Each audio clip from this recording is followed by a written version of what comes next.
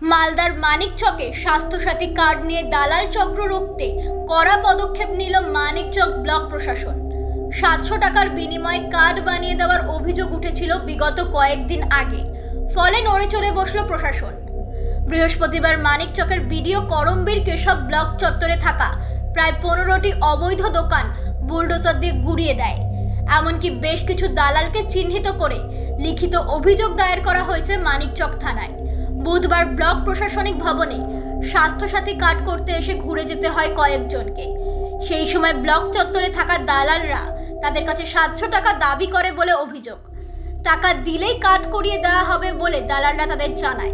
এদিন বিকেলে বিডিও ব্লকের বাইরে দেওয়াল ঘেঁষে থাকা সমস্ত অবৈধ দোকান ভেঙে ফেলার নির্দেশ দেন। ঘটনাস্থলে ডাকা হয় মানিকচক থানার বিশাল পুলিশ বাহিনীকে।